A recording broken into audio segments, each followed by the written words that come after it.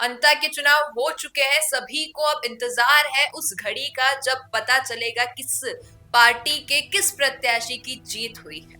अब देखिए, हाल ही के जो चुनाव गए, लोकसभा चुनाव, तब की बात करूं तो जो मंत्री किरोड़ीलाल मीणा है, उन्होंने एक बात कही कि अगर जीत नहीं होती है हमारी पार्टी की और ये तमाम जो उन्होंने स्टेटमेंट रखे तो मैं इस्तीफा दे दूंगा। और हुआ भी वही, उन्होंने इस्तीफा दे दिया, लेकिन स्वीकारा नहीं गया और 9 महीने बाद उन्हें ज्वाइन ही करना पड़ा अपने कैबिनेट को। श्री मेवाड़ हेलीकॉप्टर मानसरोवर जयपुर लेकर आया है आपके लिए बहुत बड़ा उपहार। रॉयल शादी एंट्री हो, इलेक्शन टूर हो, एयर एम्बुलेंस हो, पुष्प वर्षा हो या वीवीआईपी दर्शन हो, इसीलिए अभी तुरंत बुक कीजिएगा। लेकिन हाल ही में उन्होंने कोटा में एक प्रोग्राम को संबोधित करते हुए एक बात कही कि अगर मोरपाल सुमन जीतते हैं अंता से तो मेरा कद बढ़ जाएगा।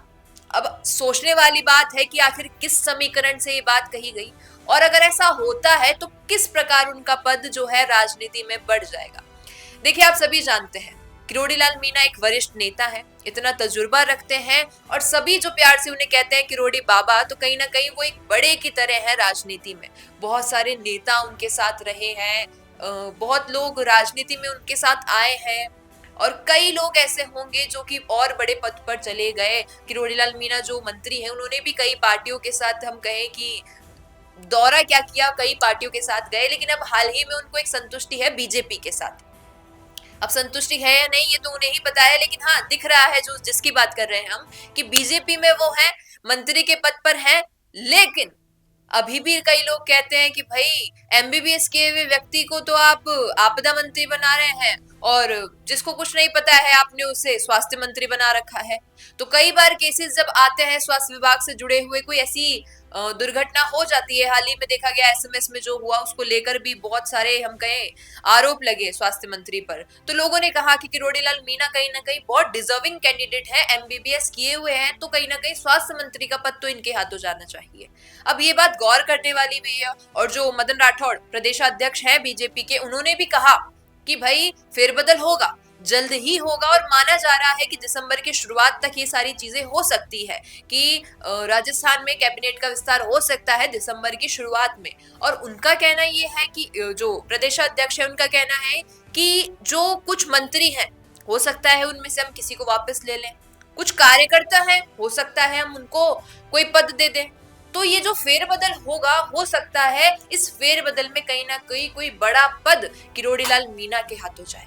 और जैसा कि अभी कहा गया कि अगर मोरपाल सुमन जीतते हैं अंता के उपचुनाव तो इन्हें मंत्री पद मिलेगा ही मिलेगा, ये बात तय है। तो हो सकता है कि इस फेरबदल में शायद फिर किरोड़ीलाल मीणा और मोरपाल सुमन दोनों का ही नाम शामिल हो जाए।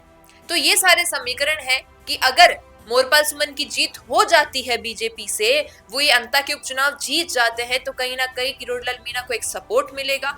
हो सकता है जिस प्रकार के समीकरण बीजेपी ने खुद बना के दिए हैं, अभी तक देखा गया कई बार लोगों ने कहा कि किरोड़ीलाल मीणा तो प्रचार के लिए पहुंचे नहीं, और हमारे चैनल पे आप देखेंगे उनके इंटरव्यू में भी उन्होंने कहा कि भाई समर्थन पूरा है, जाने आने जाने की बात आप छोड़िए, समर्थन की ही बात है। क्योंकि देखिए, कहीं ना कहीं लोग ये भी मानते हैं कि सामने नरेश मीणा भी है, कहीं ना कहीं उनका एक व्यक्तिगत लगाव हो सकता है, अब नहीं दिखा रहे हो पार्टी के लिए लेकिन मन में हो, क्योंकि आइडियल मानते थे नरेश मीणा किरोड़ीलाल मीणा को, शायद ये रीजन रहा हो। लेकिन सोशल मीडिया पर एकदम भरपूर समर्थन दिया है, ट्वीट वगैरह किया गया है मोरपाल सुमन जी को टैग करके कि भाई आपको विजयी हो, शुभकामनाएं हो, और कि भाई जनता से अपील है कि आप वोट दीजिएगा पार्टी को, भरोसा दिलाते हैं आपको कि सारे काम होंगे। ये सारे समीकरण है। तो अब सोचने वाली बात ये है कि अगर मोरपाल सुमन जीतते हैं तो उनको कौन सा मंत्री पद मिल सकता है, और उनके जीतने से क्या किरोड़ीलाल मीणा को कोई और बड़ा पद मिल सकता है राजस्थान की राजनीति में। क्या कहना है आपका कि आखिर आपको क्या लगता है, किरोड़ीलाल मीणा और मोरपाल सुमन आखिर किसको कौन सा पद मिलना चाहिए इस कैबिनेट विस्तार में, बताइएगा कमेंट में। धन्यवाद, बनी रही द फैक्ट इंडिया के साथ। नमस्कार। बिजनेस अच्छा हो सकता है, लेकिन अगर नाम नहीं दिखा तो पहचान कैसे बनेगी? अब टेंशन छोड़िए, द फैक्ट इंडिया आपके बिजनेस को देगा वो पहचान जो पूरे राजस्थान में हर किसी तक पहुंचे। न्यूज चैनल पर विज्ञापन, पॉडकास्ट और प्रमोशन के जरिए आप सीधे 5 लाख सब्सक्राइबर और 10 करोड़ से ज्यादा व्यूज तक अपनी पहुंच बना सकते हैं। तो देर किस बात की, आज ही द फैक्ट इंडिया से जुड़िए और अपने बिजनेस को बनाइए हर घर का नाम।